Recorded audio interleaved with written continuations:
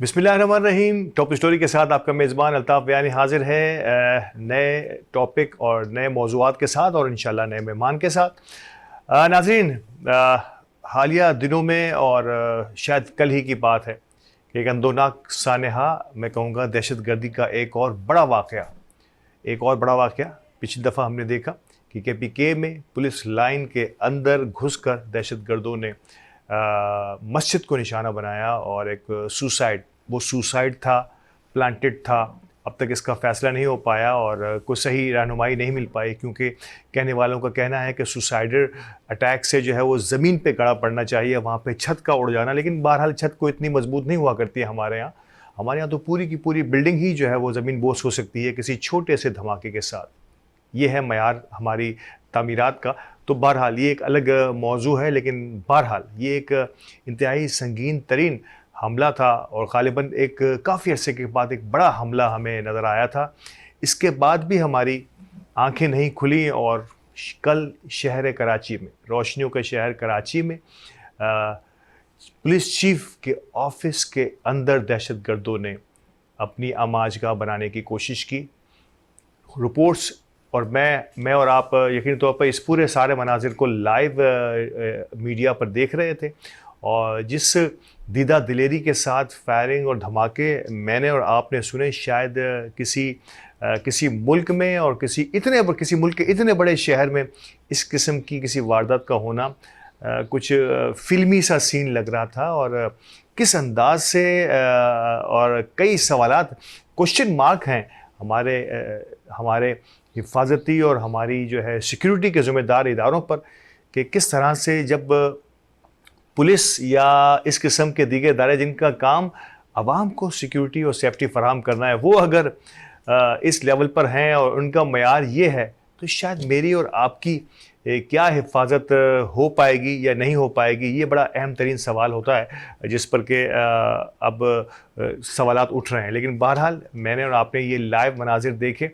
और एक तो मुझे थोड़ी सी जो है वो कमी महसूस होती है कि इस मौके पर जहां पुलिस और दहशतगर्दों के दरमियान मुकाबला जारी होता है और वहाँ पल पल की रिपोर्ट, यानी कि सेकंड टू सेकंड की रिपोर्ट, समटाइम लाइव चीज़ें जो है वो दुनिया भर में जारी होती हैं। इसका क्या मकसद होता है? ग़ालिबन दहशतगर्द जो उस दहशतगर्दी की सिचुएशन में या उस दहशतगर्दी के हमले में जो इन्वॉल्व हैं या उस वक्त जो बरसरे पैकार होते हैं हमारे इंतज़ामिया के साथ लड़ाई में, क्या यही दहशतगर्द होते हैं या कुछ उनको कंट्रोल करने वाले लोग भी होते हैं? तो वो लाइव होने से क्या वो भी लाइव नहीं हो जाते, वो कनेक्ट नहीं हो जाते, वो पल पल की रिपोर्ट वो हासिल नहीं कर रहे होते, उनके वो साथी, इनके वो टूल्स जो बाहर बैठकर उनको गाइड कर रहे होते हैं? तो क्या ऐसी सिचुएशन में मीडिया को ये सब चीज़ें लाइव करनी चाहिए? मैंने शायद ऐसी चीज़ें बहुत कम देखी हैं और यकीन तौर पर मुझे और आपको अब इस पर फैसला करना होगा और हमारे वो इदारे, हमारे वो मीडिया के साथी, हमारे वो मीडिया रेगुलेटरी अथॉरिटीज़ जो हैं, उनको ये फैसला करना होगा क्या इस किस्म की सिचुएशन में ये चीज़ें लाइव जानी चाहिए दुनिया भर में। और इससे एक और इससे बड़ा जो नुकसान मुल्क के सॉफ्ट इमेज का हमें होता है, इसका तो कोई खमियाजा नहीं। तमाम पाकिस्तानी जो दुनिया भर में रहने वाले हैं, शायद शर्म के मारे या अफसोस की वजह से जो है, शर्मिंदगी की वजह से जो है, वो ये सब तमाम मनाजिर अपने साथ रहने वाले दीगर ममालिक के दोस्तों के साथ किस तरह से शेयर करते होंगे, किस तरह से पाकिस्तान का एक इमेज जो है वो बिल्डअप हो रहा होता है। मैंने और आपने देखा कि पिछले चंद सालों में इस किस्म के वाक़यात थमे ही नहीं थे, जड़ से ख़त्म कर दिए गए थे। और एक अरसा हुआ हमने कोई ड्रोन हमला नहीं सुना, एक अरसा हुआ हमने कोई इस किस्म की एक्टिविटी कि आप पुलिस लाइंस के अंदर जाके धमाका कर लें, आप मसाजिद में जाके धमाके कर लें, आप असलहा समेत दाखिल हो जाएं किसी भी हमारे इदारे में, ख़ास तौर पर पुलिस के इदारों में। अगर यही लोग खुदा ना खास्ता मेरे मुंह में खाक किसी तालीमी इदारे में चले जाएं, जिससे पहले APS का इतना बड़ा वाक़या हुआ, या किसी और ऐसे ही इंस्टीट्यूट में जहाँ पे नौजवान हों, जहाँ पर एक गुंजान आबादी हो, जहाँ पर बहुत सारे लोग आते जाते हों, तो कितना बड़ा जानी नुकसान हो सकता है। क्योंकि वहाँ तो असलहे के साथ कोई भी नहीं होता। यहाँ तो पुलिस ने मुकाबला किया पुलिस लाइन में, जहाँ असलहे के साथ लोग मौजूद होते हैं। और पुलिस ही क्यों, मुझे ये बड़ी हैरत होती है कि इससे पहले भी जो पहला हमला हुआ वो भी पुलिस पर हुआ, हमारी हिफाजत पर मामूर लोगों पर, और दूसरा हमला जो पुलिस लाइन पर, और शायद मेरा ख्याल है कि बहुत सारे और भी सॉफ्ट टारगेट हुआ करते हैं, हो सकते थे। तो ये दहशतगर्द तंजीमें जो हैं वो पुलिस को ही निशाना हदफ क्यों बनाती हैं, ये एक बहुत बड़ा सवाल है, और इस पर मुझे और आपको सबको सोचने की ज़रूरत है कि हमें हमें ये बावर कराना, नंबर वन, आवाम को ये बावर कराना बेइंतहा ज़रूरी होता है कि आप महफूज नहीं हैं। हम जब पुलिस या आपकी हिफाजत पर मामूर लोगों और उन इदारों पर, कानून नाफिज करने वाले इदारों पर हमला कर सकते हैं, उन्हें ज़ेर कर सकते हैं, उन्हें पाबंद सलासिल करके उन्हें नाको चने चबवा सकते हैं, तो फिर आवाम से ज़्यादा हमारे पास कोई सॉफ्ट टारगेट नहीं है। तो एक तो इम्प्रेशन ये देना होता है कि आवाम महफूज नहीं है। दूसरा, अपनी ताकत का मुजाहरा है कि हम पुलिस लाइन में जा सकते हैं, तो इससे भी बड़े इदारों में, यानी कि हिफाजत पर मामूर इदारों में जा सकते हैं, तो इससे भी बड़े इदारों में जा सकते हैं और बहुत कुछ कर सकते हैं। और इससे बड़ा एक और अलमिया जो साबित करता है इस किस्म की एक्टिविटी से कि पुलिस की कारकर्दगी पर सवालिया निशानात करके मुझे और आपको इन तमाम सूरत हाल में मुतनफ़र कर देना, पुलिस से और हमारे इंतज़ामी ढांचे से या हमारे हिफाजती ढांचे से, कानून नफिज करने वाले इदारों से हमें जो है वो मुतनफ़र कराना। और नो डाउट इसमें कोई नई बात तो है नहीं, मैं और आप तो पहले ही इन तमाम सिस्टम से इंतहाई दिल गिरफ्तार हैं, और शायद पाकिस्तान, और ख़ुसूसन अगर मैं कराची शहर की बात करूं, तो लॉ एंड ऑर्डर की सिचुएशन अब से नहीं, एक अरसे से अबतर है, कुछ थोड़ी सी बेहतर कुछ अरसे में नज़र आती है, क्योंकि यहाँ पर तमाम ही जो पोस्टिंग्स जो हैं वो सियासी बुनियादों पर होती हैं। शायद बहुत कम ऐसा हुआ है कराची में, या बल्कि ये तो मुल्की सतह पर हमारा कौमी अलमिया है कि हमारे यहाँ जो इस किस्म की पोस्टिंग्स जितनी भी होती हैं, और कोई अगर इस पर चूँ चाँ करने की कोशिश करे, कोई आला अफसर, तो उसको किस तरह से खुड्डे लाइन लगाया जाता है, ये मैं और आप बखूबी जानते हैं। तो सब आखिर में यकीनी तौर पर इस पर्टिकुलर दहशतगर्दी की लहर पर बात को ख़त्म करते हुए मैं दिल की गहराइयों से दुआ करता हूँ उन तमाम शहदा के लिए जो कल के इस वाक़े में शहीद हुए, हमारे कानून नाफिज करने वाले इदारे और पुलिस के जवान, रेंजर्स के साथी जिन्होंने इसका मुकाबला किया, मैं उन्हें सलाम पेश करता हूँ। और नो डाउट ये आई ओपनिंग स्टेटमेंट हम सब के लिए है, ये आई ओपनिंग है कि पाकिस्तान कहाँ खड़ा है। क्या आप समझते हैं कि इस हमले के बाद जो कल हुआ है, जो इससे पहले भी हुआ है, PSL जो कराची में चल रहा है, PSL जो पाकिस्तान के 4 शहरों में चलने जा रहा है या चल रहा है, ये इस पर क्या असरात होंगे?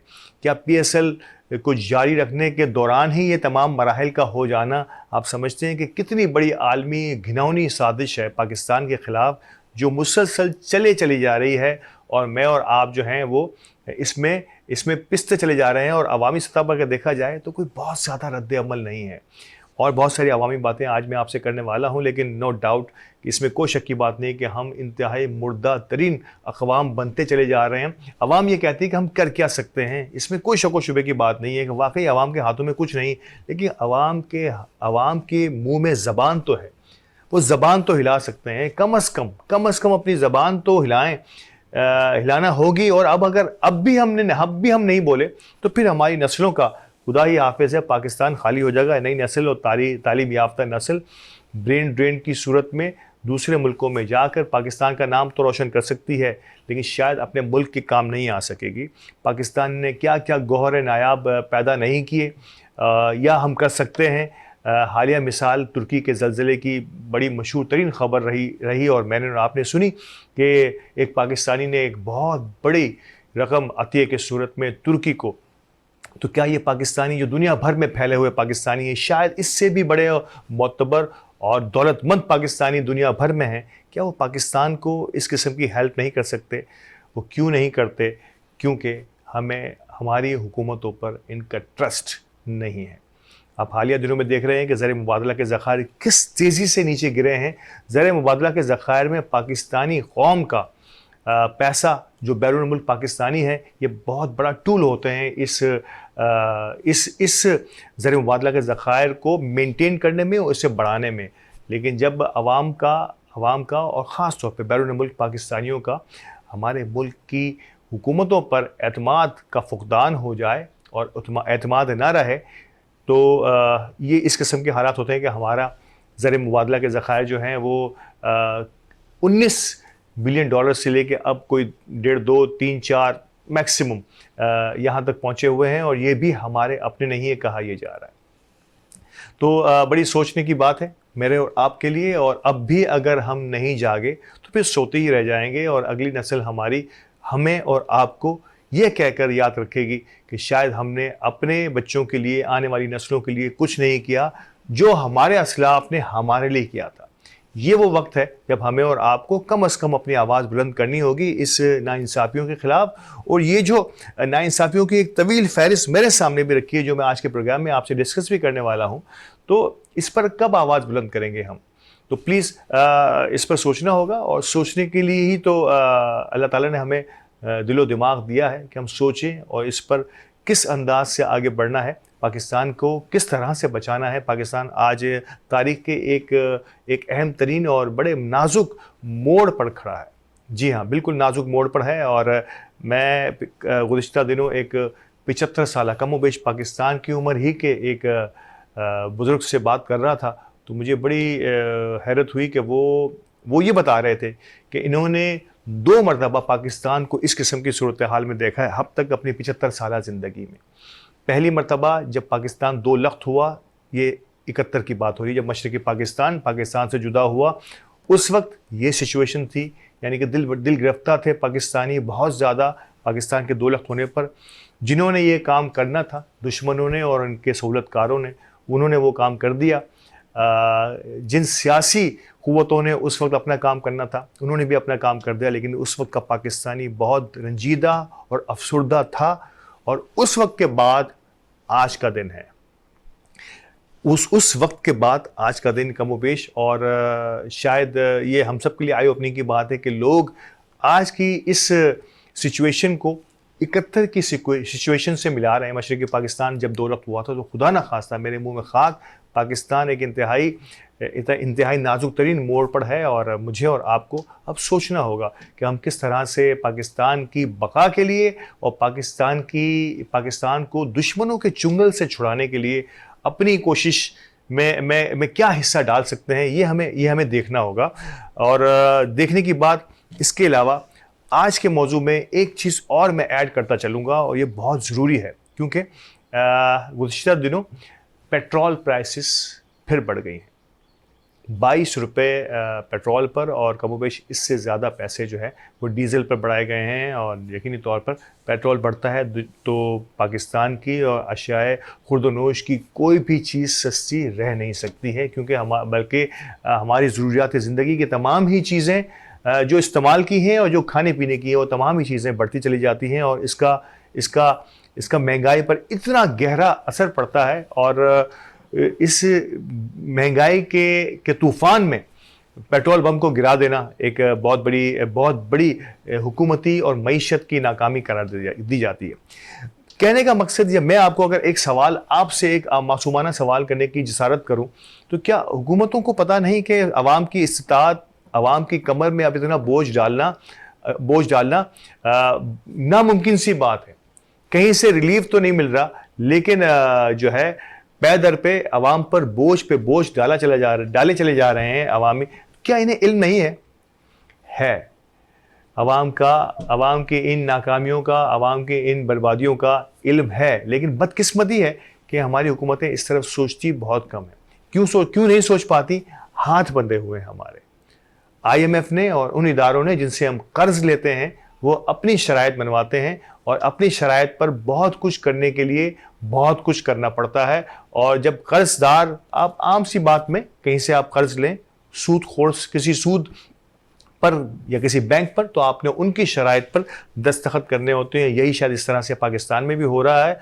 और खुदा ना खास्ता सुनने में तो बहुत कुछ आ रहा है कि हालिया दिनों में हमारी एटमी तनसीबात का मुआयना भी कर दिया गया है आलमी तंजीमों ने। और शायद मुबैना तौर पर इस किस्म की खबरें भी आ रही हैं। खुदा ना करे कि ऐसा कुछ पाकिस्तान के साथ हो। हम सबको, ख्वाह वो अपोजिशन में होंगे या हुकूमत में होंगे, पाकिस्तान की एटमी तनसीबात जिस अंदाज से पाकिस्तान ने अपनी ये एटॉमिक डिटरेंस हासिल की है, शायद दुश्मन से इसीलिए अब तक बचा हुआ है, वरना हम में और कोई चीज़ ऐसी थी नहीं।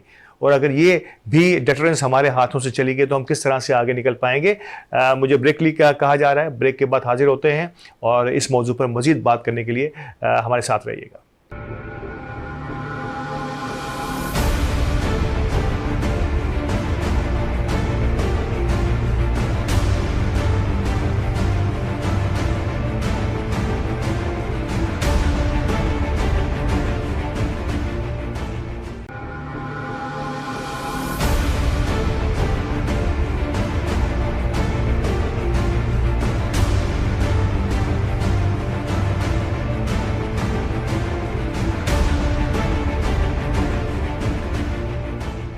वेलकम बैक नाजरीन। और प्रोग्राम के इस दूसरे हिस्से में यकीनी तौर पर वक्फे के बाद मैं खुशामदीद कहते हुए आगाज करूंगा उस पेट्रोल बम से जो गुज़िश्ता दिनों में हम पे गिराया गया। नाजरीन, पेट्रोल बम क्यों गिराया जाता है? आलमी सतह पर पेट्रोल की प्राइसेस को इतनी नहीं बढ़ रही। मैं और आप जानते हैं कि पेट्रोल प्राइसेस जो 150 से 150 में, क्योंकि हुकूमत तब्दील हुई, उस वक्त 150 रुपए पर लीटर पेट्रोल मुझे और आपको मिल रहा था। तो उस 150 को जहन में रखते हुए और फिर अगली हुकूमतों के अब तक के 1 साल, कमोबेश 1 साल, ये 10 माह की इस मुद्दत में ये कीमत 272 रुपए तक पहुंची है। मैं क्योंकि पेट्रोल को ही ज्यादा मैं अपने मलहूज़ खातिर रखूंगा, डीजल भी और दीगर हमारी पावर जनरेशन की जो एलिमेंट्स हैं उनको मैं बाद में देखूंगा। तो पेट्रोल 272 तक पहुंचा, कमोबेश 122 रुपए का इसमें जो है इजाफा देखने में आया है। क्या वजह रही कि हमारे जो है इस पेट्रोल प्राइसेस को मैं और आप कंट्रोल नहीं कर पा रहे? तो हमारे साथ हैं जी मेहमान, हमारे आज के मेहमान मुमताज सीनियर एंकर पर्सन और एनालिस्ट, हर मामले में यकीनी तौर पर बात करने की इस्तारत है। गालिबन लाइन ड्रॉप हुई है। मैं चाहूंगा कि कुछ ही देर में लाइन पर होंगे। मुनीर मेमन साहब इंशाल्लाह हमारे साथ होंगे कुछ ही देर में। तो नाज़रीन, मैं बात कर रहा था कि किस अंदाज से जो है वो पेट्रोल की प्राइसेस को मैं और आप कंट्रोल नहीं कर पा रहे। ये आलमी शराइत होती हैं, मैं और आप बखूबी जानते हैं कि ये आलमी शराइत होती हैं। जी आए हैं मुनीर साहब, हैं लाइन पर? जी अस्सलाम वालेकुम सर। वालेकुम सलाम जी।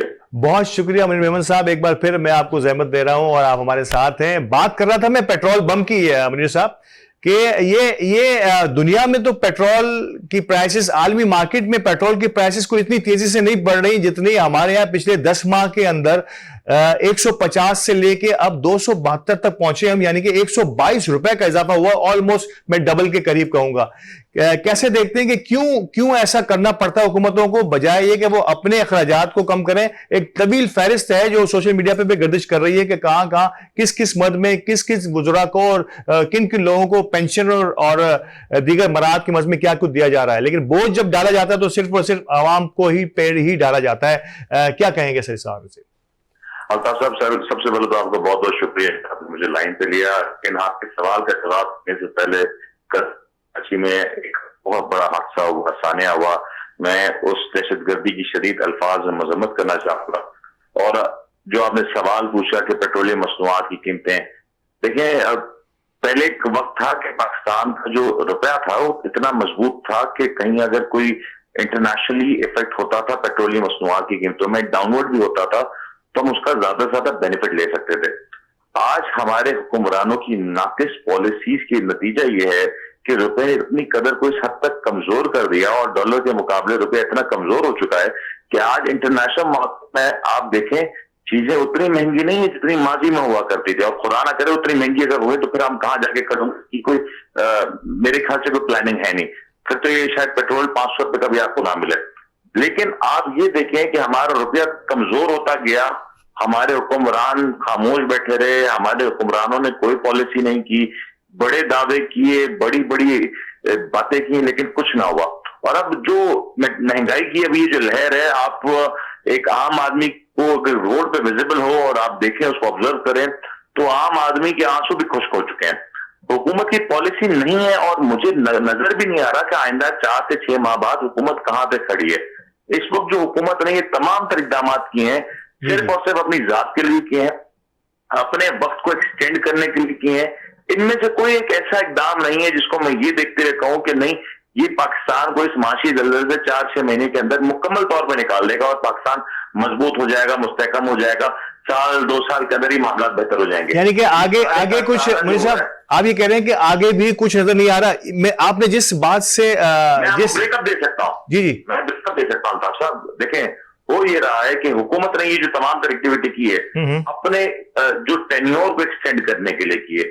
इन्हें पता है कि अभी 3-4-6 माह है, हम इसको किसी तरीके से बेहतर अंदाज में गुजार लेंगे और आज ये $1.1 बिलियन IMF से मिल जाएगा, दोस्त ममालिक से कुछ डॉलर्स मिल जाएंगे, तकरीबन आपको 9 से 10 अरब डॉलर्स के रिजर्व आ जाएंगे। अब आप ये देखें कि 10 अरब डॉलर्स के जो रिजर्व है आप मेंटेन नहीं कर सकेंगे, क्योंकि आपकी एक्सपोर्ट नहीं है, आपके पास कोई ऐसा एवेन्यू नहीं है जहां से आपके पास डॉलर का इनफ्लो आ सके। जब डॉलर का इनफ्लो नहीं होगा और कंटिन्यूस आउटफ्लो होगा, फिर आपकी एक बहुत बड़ी अमाउंट है जो पेंडिंग एलसीज की पड़ी है और उसका अगर तखमीना लगाया जाए तो कमोबेश 3.5 से 4 अरब डॉलर तक ये टोटल अमाउंट बनता है। सारी एलसी जब रिफ्रेश होंगी, जब इसकी इजाजत दी जाएगी, तो ये 10 अरब डॉलर फिर सुकड़ के 3 से 4 से 5 अरब डॉलर पे आ जाएगा। बिल्कुल। और हुकूमत के पास जो टोटल टाइम गुजारने के लिए जितना कुछ फंड चाहिए, इस वक्त हुकूमत ने वो हासिल कर लिया। इससे ज्यादा ना हुकूमत सोच रही है ना कुछ कर रही है। जरूरत तो ये होती है ना कि हुकूमत ऐसा कुछ करती है कि इंपोर्ट के ऊपर रिस्ट्रिक्शन लगाती, ड्यूटीज बढ़ा देती, एक्सपोर्टिंग यूनिट्स को मराद देती, एक्सपोर्टिंग यूनिट्स को एक बेहतर पॉलिसी देती, लेकिन पॉलिसी साथ देनी होगी। और आप देखेंगे, या आप लिख लीजिए प्रोग्राम में, ये 6 माह के अंदर आपके रिजर्व्स लगातार फिर कम हो जाएंगे और 6 से 8 माह के अंदर आप फिर इसी हालत में। सर रिजर्व पे मुझे सब बड़ी अच्छी बात की आपने। रिजर्व्स और हमारे खजाने को भरने के लिए बैरून मुल्क पाकिस्तानी जो है उनका एतमाद या उनका मुल्क की सियासी सूरत हाल पर एतमाद बड़ा जरूरी होता है, बड़ा कुलीदी किरदार होता है हमारे खजाने को भरने के लिए। और माजी में ऐसा नजर भी आया है कि बड़ा जी दिल खोलकर, ना सिर्फ कि किसी डिजास्टर की सूरत में बल्कि नॉर्मल हालात में भी पाकिस्तानियों ने बड़ा पाकिस्तान के साथ कॉपरेट किया है। क्या वजह है कि बैरून मुल्क पाकिस्तानी जो है वो बड़ा मायूस सा रहा है और इसने यहां पर भेजने वाली रकम को बहुत बड़ी हद तक कट डाउन किया है? अल्ताफ साहब, देखिए, रोशन डिजिटल का जब ये इनिशिएटिव था ना, तो इसने पाकिस्तान की मीशन से बहुत सपोर्ट किया। अब 2 मसाइल हैं, 2 डबल चैलेंज है आपको। एक तो जो फॉरेन पाकिस्तानी है, वो पाकिस्तानी जो मुल्क से बाहर मौजूद है, मुकीम है, और अपनी कमाई करके वो अपने घर वालों को, रिश्तेदारों को पैसा पाकिस्तान भेजता है। सबसे पहला मसला तो ये आ रहा है कि इंटरनेशनली भी जो फाइनेंशियल सिचुएशन है वो ज्यादा बेहतर नहीं है। ठीक है, एक सबसे बड़ा मसला। दूसरा, एड ऑन कर लें कि आपके मुल्क में जो गवर्नमेंट है वो तो स्टेबल नहीं है, लेकिन उससे बड़ा मसला ये आ जाता है कि आपके यहाँ पे जो इलीगल चैनल्स हैं, जिसमें आप डॉलर की प्राइस को देखें तो एक बड़ा फर्क नजर आता है। बिल्कुल, लोग प्रेफर करते हैं कि अपने घर पे उन जराए से पैसे भेजे जाएं ताकि उनके घर वालों को ज्यादा बेहतर रकम हासिल हो सके, ना कि इन हुकूमती सतह से जो सूरत हाल होती है वो उसका इस्तेमाल करें। उसका नतीजा यही निकलता है कि आप आम आदमी दूसरे चैनल से पैसे भेजता है, वो पैसा आपकी इकोनॉमी का हिस्सा जाहिर तौर पर नजर नहीं आता, और यही वजह है कि आपकी इकोनॉमी में रेमिटेंसेस की जो शरह है वो लगातार कमी हो रही है। फिर हुकूमत की अगर हम बात करें तो हुकूमत की तरजीहात, इस हुकूमत को मैं सवाल यही होगा कि कौन पाकिस्तानी पैसे देगा जिस हुकूमत ने एक समंदर पाकिस्तानी के वोट देने के इख्तियार को खत्म कर दिया, जिस हुकूमत ने डिजिटल वोटिंग को खत्म कर दिया, जिस हुकूमत ने कभी भी समंदर पार पाकिस्तानी के लिए किसी भी तौर पर पॉलिसी साजी नहीं की, शायद वो उनके लिए किसी भी तौर पर अहमियत के हामिल भी नहीं है। तो फिर मुझे तो ये सवाल हक पे जाने बिना कि बिल्कुल ये पाकिस्तानी जो मुल्क के बाहर हैं, जो एक बड़ी खती रकम पाकिस्तान भेजते हैं, पाकिस्तान के ज़र मुबादला को सपोर्ट करते हैं, वो फिर आखिर क्यों इस हुकूमत के ऊपर एतमाद करें। और दूसरा सबसे अहम मसला, बोलिए, इस हुकूमत का इख्तियार महज 2 या 3 माह का रह जाए, या एक ऐसी हुकूमत जो महज 1 से 2 वोट्स की मोहताज हो, उस हुकूमत के लिए मैं कैसे एतमाद कर सकता हूं कि वो मेरे पैसे की हिफाजत करेगी। और उसकी एक बहुत बड़ी मिसाल आपने देखी कि टर्की में जो जल्जला आया, 30 मिलियन डॉलर्स एक पाकिस्तानी ने भेजे और टर्की की एम्बेसी में जाके डिपॉजिट कर दिए। क्या बात, बेहतर ना होता कि वो पाकिस्तानी गवर्नमेंट की सतह से वजीर आजम फंड्स के थ्रू ये सारी रकम ट्रांसफर करता? नहीं किया गया। ये खुद एक हुकूमत की साख के ऊपर बहुत बड़ा सवाल निशान है। बिल्कुल, ये अहम तरीन बात थी और जिसका आपने नोटिस भी दिलाया है कि हुकूमत पर एतमाद हमारे बैरून मुल्क पाकिस्तानियों का कमोपेश अब खत्म होता चला जा रहा है और ये एतमाद का खत्म होना ही शायद हमारे रिजर्व पर एक बहुत बड़ा प्रेशर पड़ रहा है। सर, एक बात और मैं पूछना चाहूंगा, क्योंकि आप मईशत पे आपकी बड़ी कमांड है, मैं ये जरूर पूछना चाहूंगा कि जिस डॉलर की आपने बात की कि डॉलर हमारे काबू में नहीं आ रहा, क्या आप समझते हैं कि गुज़िश्ता माह में माह तक जो डॉलर को जबरन रोका गया और जिस अंदाज से एक खास रकम तक रोकने के लिए अपनी एफिशिएंसी जाहिर करनी थी कि हमने डॉलर को रोक लिया है, शायद यही वो प्रेशर था जिसने आज अपना मुंह खोला है और अब जब डॉलर को हमने आजाद किया है तो शायद वो बेआजाद और बेलगाम हो गया?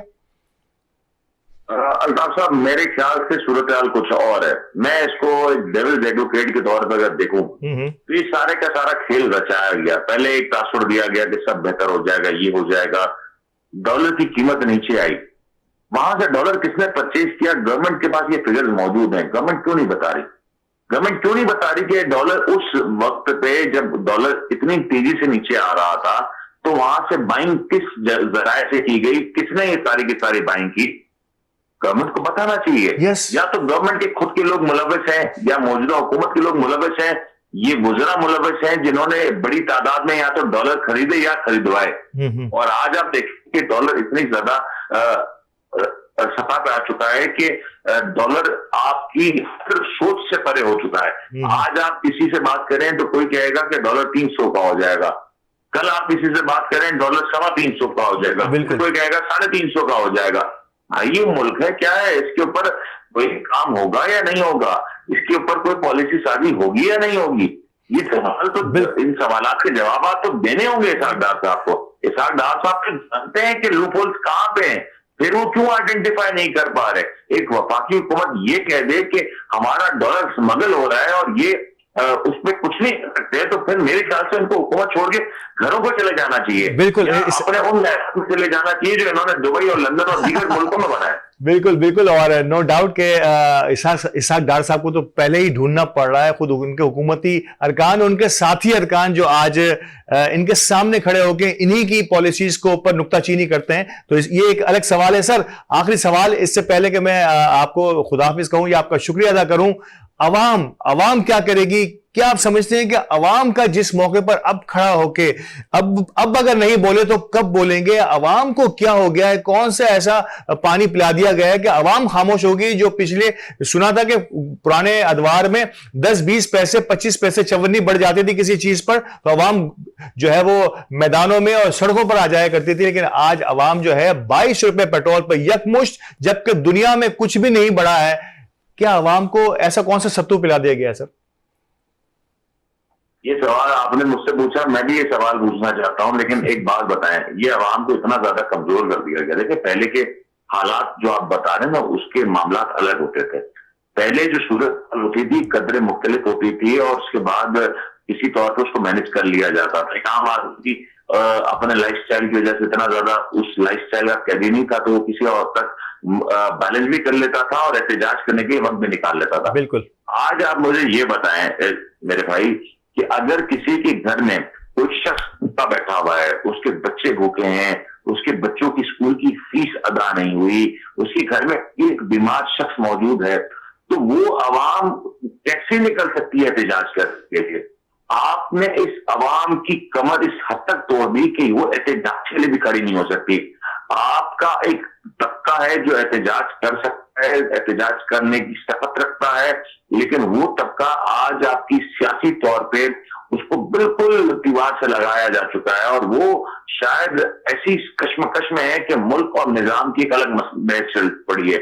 पाकिस्तान में इस वक्त एक बहस है नहीं, आवाम इतने हिस्सों में बढ़ गई कि कोई महंगाई की वजह से परेशान है, कोई निजाम की वजह से परेशान है, कोई मामला की वजह से परेशान है। तो फिर आवाम जब एक प्लेटफॉर्म पे नहीं होगी, फिर हमाजत के साथ मैं तमाम तर लीडरशिप से सवाल करता हूं, बिल्कुल हमारे मुल्क में कौन सा एक नेशनल लीडर है, कोई एक नेशनल लीडर बता दें बिल्कुल जो कि पूरे मुल्क में एक एक्टिविटी के कर सकता है, मुल्क में लोगों को बाहर निकाल सकता है और या निकालना चाहता है।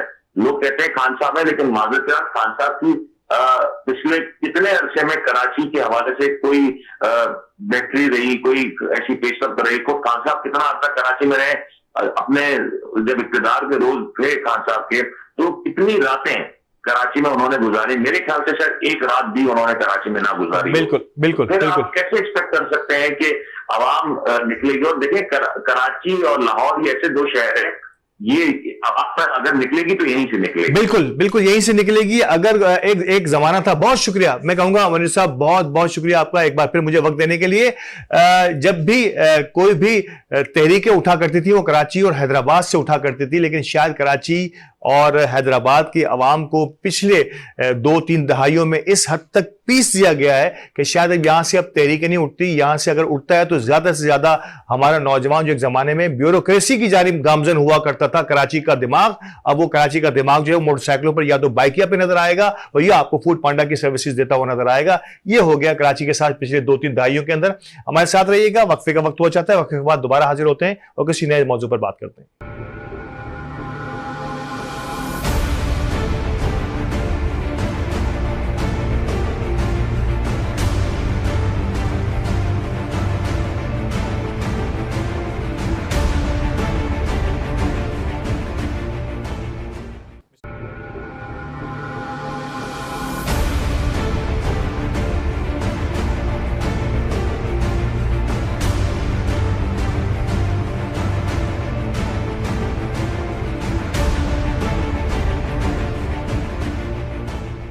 वेलकम बैक नाज़रीन, और प्रोग्राम के इस आखिरी हिस्से में मैं बात करूंगा हालिया अदालती फैसलों पर कि जिस अंदाज से इन अदालती फैसलों को दुनिया देख रही है, मैं और आप अवामी सतह पर देख रहे हैं, कानूनी माहिरीन देख रहे हैं कि किस अंदाज से ये फैसले आ रहे हैं और इसको किस अंदाज से इंटरप्रेट किया जाए और किस अंदाज से आगे बढ़ा जाए। सबसे बड़ा और अहम तरीन फैसला इमरान खान की जमानत का मनसूख हो जाना और इमरान खान को अदालत में हाजिरी से इस्तिस्ना जो है उसे खारिज करना और इमरान खान को अदालत में हाजिर होने के लिए पाबंद करना।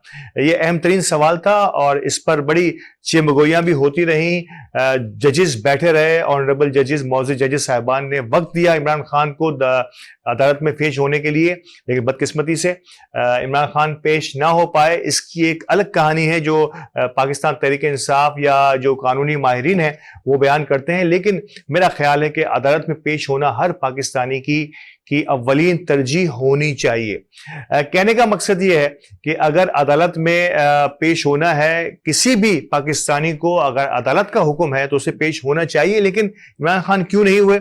पाकिस्तान तहरीक इंसाफ के लोगों ने और जो भी अपोजिशन के साथी हैं उनका ये कहना है कि इमरान खान के खिलाफ जो है एक साजिश बुनी जा रही है। इमरान खान की जान को खतरा हो सकता है अगर वो इस बंकर से या अपने इस जमान टाउन की हिफाजती हुदूद से अगर बाहर निकलते हैं तो इनकी जान की क्या जमानत है, इनकी जिंदगी की क्या जमानत होगी?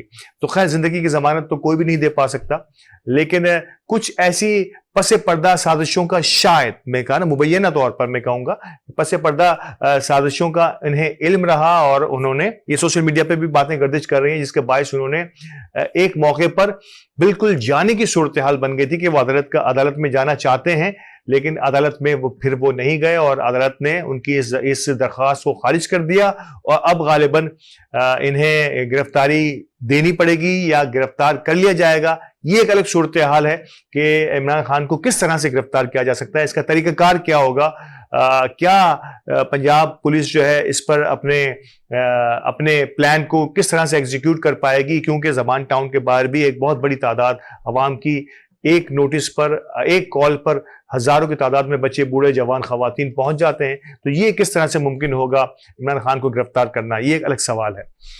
तो लेट्स सी, देखते हैं आगे आने वाले दिनों में इस पर किस तरह से पेशरफ्त हो पाती है। अगला एक फैसला 90 दिन में इलेक्शन का। अब तो मोहर सुबत कर दी गई है अदालत की जानिब से कि 90 दिन में इलेक्शन कराना ही कराना है। मतलब ये मुमकिन नहीं रहा, कहीं भी मुमकिन होता हुआ नजर नहीं आ रहा कि अदालत ने अब इन्फोर्समेंट के जरिए जो है वो पाबंद कर रही हैं इलेक्शन कमीशन को कि किसी भी तरह से आपने 90 दिन में इलेक्शन कराने के पाबंद है और आपका काम ही इलेक्शन कराना है। इलेक्शन कमीशन जो है उसका काम ही इलेक्शन कराना है। 5 साल बाद अगर कहीं इलेक्शन होते हैं या बाई इलेक्शन होते हैं, ये इदारा जिसके अरबों खरबों का बजट है उसका काम ही इलेक्शन कराना है। और जब वही इदारा इलेक्शन से पीछे हटने की कोशिश करेगा तो किस अंदाज से इसको देखा जाएगा। तो अदालत ने इसका नोटिस लिया है। ये एक अलग बात है कि जो इलेक्शन कमीशन जो है वो डेट्स, इलेक्शन की डेट्स की आईनी सूरत हाल को बयान करते हुए इसे गवर्नर्स के हाथों में खेल रही है। और गवर्नर्स जो हैं केपीके और हमारे पंजाब के, वो इस सूरत हाल से इस अंदाज से फायदा उठा रहे हैं कि वो एक तरफ केपीके के गवर्नर जो है वो हालात का इंदिया देते हुए, हालात खराब होने का इंदिया देते हुए इसको रोकने की कोशिश कर रहे हैं, जबकि पंजाब के गवर्नर जो है वो ये कह रहे हैं कि क्योंकि असेंबली के तोड़ने पर भी उनका दस्तखत नहीं है तो अब इलेक्शन कराने पर इन पर कैसे ये वाजिब या फर्ज हो जाता है। तो ये एक अलग बात है। लेकिन एक बड़ी अहम तरीन बात मुझे और आपको समझनी होगी कि एक राइट जो है सदर ममलिकत के पास भी होता है कि जब इलेक्शन कमीशन फेल्ड हो जाए या कोई कंसेंसस पर ना पहुंच पाए या गवर्नर्स इसको ख्वाह वो पंजाब के हों या केपीके के हों वो किसी नतीजे पर ना पहुंच पाए, तो सदर के पास आईनी तौर पर यह राइट हासिल होता है कि सदर चाहेंगे और इलेक्शन की डेट देंगे तो इलेक्शन कमीशन पाबंद होगा कि सदर की हिदायत के मुताबिक पर्टिकुलर टाइम में जो कि सदर की जानिब से दिया जाएगा उस पर इलेक्शन होना चाहिए। यह है आईनी सूरत हाल। आईनी माहिरीन इस पर क्या कहते हैं और इसको किस अंदाज से इंटरप्रेट करते हैं, लेकिन हमारे लिए और आपके लिए, हम सब के लिए ये बहुत जरूरी है। जिस सारे मौज़ूआत को हम प्रोग्राम के आगाज से लेके अब तक लेके चले हैं नाजरीन, इलेक्शन ही इसका वाहिद हल इसलिए नजर आते हैं कि अवाम का एतमाद बहाल होना बेइंतहा जरूरी है, ख्वाह वो पाकिस्तान में रहने वाली अवाम होगी या दुनिया भर में रहने वाले पाकिस्तानी, गैर मुल्की हमारे बैरून मुल्क पाकिस्तानी, या दुनिया जो पाकिस्तान की तरफ देख रही है, जो हमारे पड़ोसी ममालिक जो पाकिस्तान की तरफ देख रहे हैं, वो हमारे दोस्त भी हैं, वो हमारे मुखालिफिन भी हैं, वो हमारे दुश्मन भी हैं, जो मौजूदा सूरत हाल से ना सिर्फ ये कि बेहतर होने के ख्वाह हैं जो हमारे पड़ोसी ममालिक हैं, बल्कि हमारे बहुत सारे दुश्मन हमारे इस मौजूदा सूरत हाल से इंतहाई खुश हैं और खामोशी के साथ ये पूरा तमाशा हमारे यहाँ होता हुआ देख रहे हैं। मीडिया का बहुत बड़ा किरदार है। मीडिया के किरदार को हम किसी तरह से भी इससे अलहदा नहीं कर सकते। मुझे याद है कि पिछले 8-10 माह पहले हमारा मीडिया महंगाई की सूरत हाल को जिस अंदाज से दुनिया के सामने और पाकिस्तानियों के सामने पेश करा था, नो डाउट वो उस वक्त की महंगी तरीन सतह पर हम पहुंचे हुए थे, जबकि उस वक्त की हुकूमत का, पीटीआई की हुकूमत का ये कहना हुआ करता था कि दुनिया में इन्फ्लेशन का एक बहुत बड़ा बूम आया है और जिसकी वजह से पाकिस्तान भी उसकी लपेट में है। जो कोविड के बाद एक सिलसिले शुरू हुए थे, बहुत बड़ा रिसेशन का, महंगाई का एक दौर शुरू हुआ था, लेकिन उस वक्त भी पाकिस्तान में कुछ जगहों पर सब्सिडीज दी जा रही थी, बिजली के बिलों की सब्सिडीज जारी थी, पेट्रोल अपनी जगह पर मौजूद था, वो स्टेबल था। हालांकि दुनिया में उस वक्त की अगर पेट्रोल की प्राइस को देखा जाए तो आज की पेट्रोल की प्राइस से उस वक्त ज्यादा थी, लेकिन पेट्रोल सस्ता मिल रहा था। तो हम जिस अंदाज से आलमी ताकतों के नलगे में आते चले जा रहे हैं, तो मुझे और आपको अब सोचना होगा किस अंदाज से हम आगे बढ़ेंगे। और एक और बड़ी अहम तरीन बात कि जिस अंदाज से गुज़िश्ता दिनों एक इंतहाई अफसोसनाक और बड़ी जो है वो रंजीदा खबर है और शायद शॉकिंग न्यूज़ हमें मिलती चली जा रही है कि पाकिस्तान को किस तरह से अब आगे बढ़ना है और हमारे एटमी जो तनसीबात हैं, हमारा एटम बम है, वो किस तरह से अब महफूज रह सकता है, क्योंकि निशाना शायद पाकिस्तान की एटॉमिक होंगी, लेकिन मुझे अपनी पाकिस्तान की अफवाज पर, पाकिस्तान की सलामती के इदारों पर और पाकिस्तान के हिफाजती इदारों पर और हमारे कानून नाफिज करने वाले इदारों पर यह कवी यकीन पाकिस्तान में और तमाम पाकिस्तानियों को होना चाहिए कि हमारी एटमी तनसीबात पर कोई भी मैली आंख से नहीं देख पाएगा। इतना यकीन तो हम सबको, क्योंकि ये थोड़ा थोड़ा करके थोड़ा थोड़ा करके हमने जो है बड़ी मुश्किल से इस आशियाने को बनाया है, और शायद यही आशियाना, यही वो एटॉमिक पावर है जिसने हमें दुनिया से महफूज रखा हुआ है। जिस दिन ये हमारे हाथों से निकल जाएगी, ये हमारे पाकिस्तान के जवान और पाकिस्तान की अफवाज के जवान भी बखूबी समझते हैं, अफसरान भी समझते हैं कि जिस दिन ये हमारे हाथों से निकल जाएगी तो पाकिस्तान के लिए सरवाइव करना इस बहुत बड़ी जंग के अंदर बड़ा मुश्किल हो जाएगा। तो वी होप सो, इस उम्मीद के साथ कि पाकिस्तान की एटमी जो ताकत है इसी तरीके से कायम रहेगी और ना किसी के खिलाफ नाजायज इस्तेमाल होगी, बल्कि अपनी हिफाजत के लिए यकीनी तौर पर इससे हमें हमारे पास इसी अंदाज में और मजबूत सूरत-ए-हाल में होना चाहिए। इसी दुआ के साथ आज के प्रोग्राम का अख्ताम करते हैं और इंशाअल्लाह ताला अगले प्रोग्राम में नए टॉपिक के साथ, नए मौज़ूआत और नए मेहमानों के साथ हाजिर होंगे। अल्लाह निगहबान।